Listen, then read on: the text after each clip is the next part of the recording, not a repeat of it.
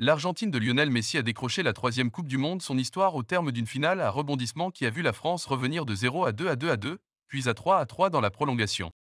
Messi, auteur d'un doublé, a enfin réalisé son rêve ultime dans une finale qui s'est jouée au tir au but. Quelle finale! Quel scénario et quelle belle championne du monde fait l'Argentine! Oui, elle a failli tout perdre après avoir posé une main et trois doigts sur le trophée, mais elle aura montré plus dans cette finale que l'équipe de France. Les Bleus ont eu le mérite de réagir jusqu'au bout, poussant les Argentins à la prolongation, puis au tir au but, mais la bande à Messi n'a pas volé cette troisième étoile.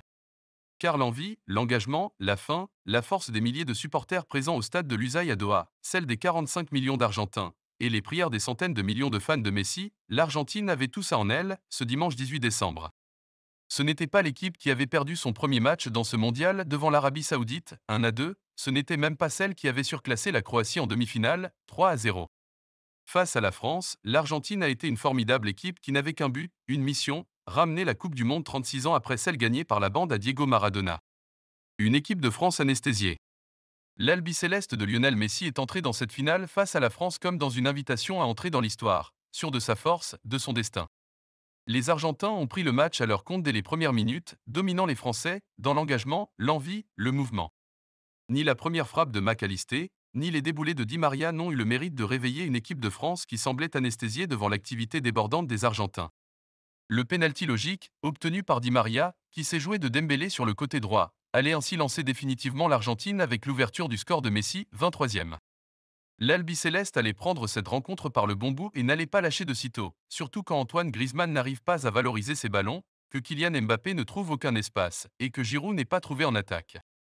En face, c'est le mouvement perpétuel, la conquête inlassable du ballon, la volonté de faire mal comme sur ce contre déclenché par Messi, prolongé par McAllister et conclu brillamment par Angel Di Daria au second poteau.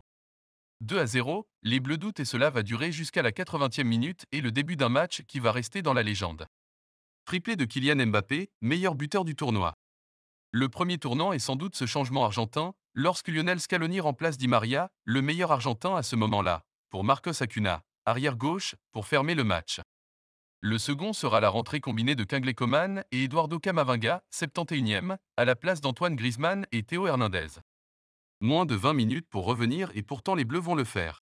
D'abord grâce Kolo Muani qui s'arrache pour aller provoquer la faute dans la surface et obtenir un penalty qui sera transformé par Mbappé. Ensuite par le numéro 10 français qui égalise 6 minutes plus tard d'une belle reprise de volée. 2 à 2, tout le monde se doute que la prolongation va arriver, mais personne n'imagine que cette rencontre va à nouveau jouer avec les nerfs des supporters des deux camps. Quand l'Argentine prend l'avantage pour la troisième fois dans cette partie par Lionel Messi, 109e, au moment où elle reprenait également des couleurs, la France semblait être proche d'abdiquer. Mais une main de Gonzalo Montiel dans la surface permettra à Kylian Mbappé d'égaliser et de pousser les Argentins au tir au but, après avoir vu Randal Kolo Muani rater la balle de match, 120+3. La suite, un arrêt d'Emiliano Martinez sur le pénalty de Kingsley Coman et un raté d'Aurélien Tchouaméni pour voir enfin l'Argentine être sacrée pour la troisième fois de son histoire, 3 à 3, Tab, 4 à 2. Lionel Messi, meilleur joueur du tournoi, rejoint enfin Diego Maradona dans le cœur des Argentins. Kylian Mbappé a, lui, meilleur buteur de la compétition, 8 buts, à 23 ans, et devient le premier joueur à inscrire un triplé en finale de la Coupe du Monde, depuis l'Anglais Geoffrey Hurst en 1966.